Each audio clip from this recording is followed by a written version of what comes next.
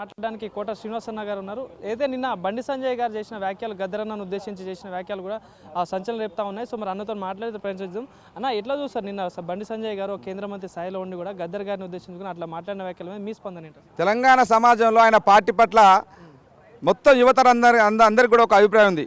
అదో లొట్టపీస్ పార్టీ అని, అదే లోటస్ అంటారుగా, అదో లొట్టపీస్ పార్టీ అనే అభిప్రాయం ఉంది. దానికి ఆయన ఏమో ఎగిరిపడుతున్నాడు. గద్దర్కు ఆయన అర్హత ఉందా అని మాట్లాడేంత స్థాయి అనేది బండి సంజయ్. అసలు నీకు కేంద్ర సహాయ మంత్రి ఇచ్చినోనికి బుద్ధి లేదనేది ఈ సందర్భంగా నువ్వే చెప్తా ఉన్నావు.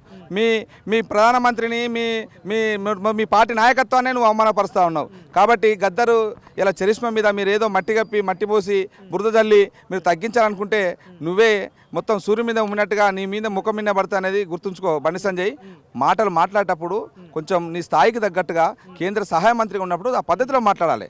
కాబట్టి ఇట్లా మాట్లాడాలంటే మేము కూడా మాట్లాడతాం. నేను కరీంనగర్ బిడ్డనే, నేను చాలా మాట్లాడగలుగుతా. కానీ నేను ఈ యూనివర్సిటీలో చదువుకున్న విద్యార్థి నాయకుని కదా, కాబట్టి ఒక పద్ధతి సంస్కారం ఉంటుంది. కాబట్టి అట్లాంటి మాటలు వెనుక తీసుకోవాలి. బహిరంగంగా తెలంగాణ సమాజానికి క్షమాపణ చెప్పాలని కూడా సందర్భంగా డిమాండ్ చేస్తా ఉన్నాను. పద్మావాడ్ల విషయంలో కూడా గద్దర్కి అర్హతనే లేదు, ఒక నక్సలైట్ భావజాలం కలిగిన వ్యక్తి, అలాంటి వ్యక్తికి ఎట్లా ఇస్తాం మేము పద్మావాడ్ అని చెప్పేసి కరాఖండిగా చెప్తున్న పరిస్థితి ఏంది?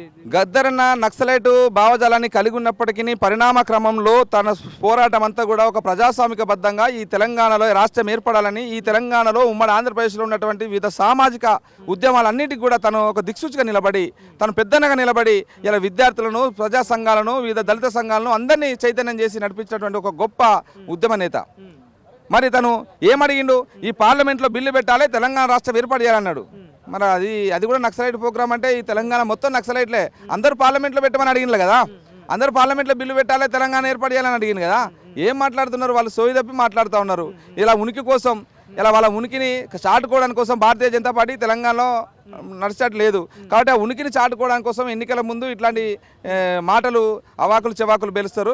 కాబట్టి అట్లాంటి చర్యల్ని తెలంగాణ సమాజం అంతా ఇలా గద్దరన్న మాట్లాడినట్టు బండి సంజయ్ని ఇలా ఆ పార్టీ నాయకులే అసహించుకున్నటువంటి పరిస్థితి. నాకే చాలామంది ఫోన్ చేసి భారతీయ జనతా పార్టీ నాయకులు మాట్లాడేళ్ళు. అసలు అట్లా మాట్లాడకుండా ఉండాల్సింది. ఆయన వల్ల పార్టీకే నష్టం జరుగుతున్నటువంటి పరిస్థితి ఉన్నది.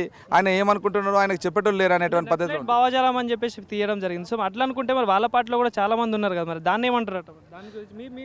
అది బండి సంజయ్ని అడగాలి. మరి ఆయన పార్టీలో ఇప్పుడు వామపక్షం నుంచి వచ్చినటువంటి వాళ్ళను, నక్సలైట్ పార్టీ నుంచి వచ్చినటువంటి వాళ్ళని కూడా చేర్చుకున్నారు. అంటే నీకు ఎక్కడ ఎవరు దొరకలేదా మరి? కాబట్టి వాళ్ళని ఎందుకు చేర్చుకున్నారు? కాబట్టి ఇదే గద్దరన్నను ఎల్కే అద్వానీ గారు వచ్చి ఆలింగనం చేసుకున్నాడు కదా జంతర్ మంతర్ దగ్గర, అందరూ ప్రజలందరూ చూస్తున్నాగా పూల పుష్పించి. ప్రధానమంత్రి కూడా చనిపోయినప్పుడు తన సుదీర్ఘ లేఖలో గద్దరు పాట, గద్దరు రచన అంతా కూడా అట్టడుగు ప్రజల తన సమస్యని ప్రతిబింబించే విధంగా ఉంటుందని తన సుదీర్ఘ ఉత్తరంలో అతని మృతిని చాలా బాధ కలిగిస్తూ ఉన్నది. అట్లాంటి ఒక వాక్యకాన్ని కోల్పోవడం చాలా బాధాకరం అని కూడా తన చెప్పడం జరిగింది. మరి అంటే ఆయనకు కూడా సంబంధాలు ఉన్నట్టేనా? అట్లాంటి వామపక్షం ఏం మాట్లాడుతున్నావు నువ్వు? కనీసం సోయి ఉంచుకొని మాట్లాడాలి కదా. కాబట్టి తెలంగాణ ఉద్యమంలో, తెలంగాణ ప్రజాస్వామిక ఉద్యమాలలో ఈ రాష్ట్రంలో జరిగినటువంటి, తెలుగు నేల మీద జరిగినటువంటి అనేక పోరాటాలకు తను దిక్సూచిగా ఉన్నాడు తను. కాబట్టి అట్లాంటి నాయకుడిని ఇలా నువ్వు కించపరిచే విధంగా మాట్లాడినావు. అసలు ఈ తెలంగాణ రాష్ట్ర ప్రభుత్వం ఈ రాష్ట్రంలో ఉన్నటువంటి ఒక చుక్క రామయ్య లాంటి వాళ్ళను, అదేవిధంగా జేది తిరుమల లాంటి వాళ్ళను, అదేవిధంగా గోరెటి ఇంకన్ లాంటి వాళ్ళను, అందశ్రీ లాంటి వాళ్ళను, అంటే ఇంతమంది ఇట్లాంటి మేధావులను తెలంగాణ ప్రజలకు సింబాలిక్గా ఉన్నటువంటి గద్దర్ లాంటి వాళ్ళందరినీ కూడా పంపితే అర్హత లేని వాళ్ళకు అర్హత ఉండాలి కదా. అర్హత ఏముందా నీకు అర్హత? నీకు ఏం అర్హత ఉంది? అదే భారతీయ జనతా పార్టీలో నీకంటే ఎక్కువ పనిచేసిన వాళ్ళు ఉన్నారు. నువ్వు జనాన్ని రెచ్చగొట్టి పిచ్చి పిచ్చి మాటలు మాట్లాడి నువ్వు కేంద్ర మంత్రి అయినావు. నీకంటే సుదీర్ఘంగా 35-45 ఏళ్ళు పనిచేసినటువంటి నీ పార్టీల కార్యకర్తలు ఉన్నారు, నీ పార్టీలో గొప్ప నాయకులు ఉన్నారు, అంటే మనుషుల్ని ప్రేమించేటువంటి వాళ్ళు ఉన్నారు. నువ్వు మూర్ఖంగా దేశపూరితమైనటువంటి మాటలు, ఉద్దేశపూర్వకంగా రెచ్చగొట్టే మాటలు మాట్లాడి అలా నువ్వు ఆ స్థానంకి పోయినావు. నువ్వేంటో మాకు తెలియదా? మా కళ్ళ ముందర నువ్వు కౌన్సిలర్గా ఉన్నావు, కార్పొరేటర్గా ఉన్నావు కరీంనగర్లో. కార్పొరేటర్ కళ్ళ ముందర కార్పొరేటర్ ఉన్నాయో నువ్వు కేంద్ర సహాయ మంత్రికి ఎట్లయినావు? ఇట్లాంటి రెచ్చగొట్టే మాటలే.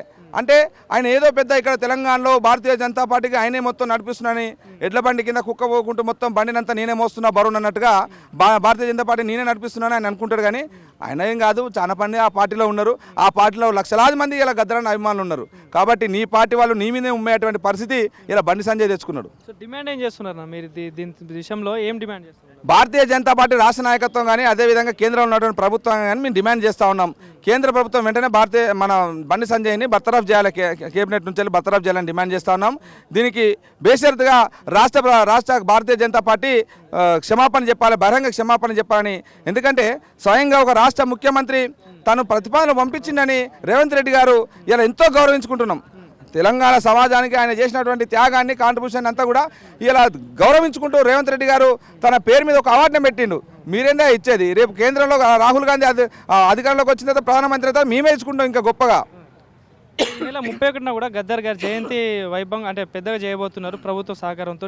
ఎట్లా ఉండబోతుంది కార్యక్రమాలు? రాష్ట్ర ప్రభుత్వం గత సంవత్సరం ప్రకటించిన విధంగా ఇలా జయంతుల్ని, వర్ధంతుల్ని ప్రభుత్వమే అధికారికంగా చేస్తామని చెప్పింది. మరి ఇలా పెద్ద ఎత్తున రవీంద్ర భారతిలో జనవరి 30 మరి ఉదయం 11 గంటల నుంచి ప్రారంభం అవుతా ఉన్నాయి. అదేవిధంగా దాంట్లో గద్దర్ ఫౌండేషన్ కూడా భాగస్వామ్యం అవుతుంది. కాబట్టి మరి రాష్ట్ర గద్దర్ ఫౌండేషన్ ఆధ్వర్యంలో ఉదయం 11 గంటల నుంచి గద్దర్ జయంతి కార్యక్రమం జరుగుతూ ఉంది. కాబట్టి గద్దర్ అభిమానులందరూ, పాట అభిమానులందరూ, గద్దర్ను ప్రేమించేటువంటి ఉమ్మడి ఆంధ్రప్రదేశ్లో, పక్కన ఉన్నటువంటి ఆంధ్రప్రదేశ్, తెలంగాణ రాష్ట్రంలో ఉన్నటువంటి అందరూ కూడా పెద్ద ఎత్తున తరలిరావడానికి సందర్భంగా ఆహ్వానిస్తాను అందరికి. Thank you.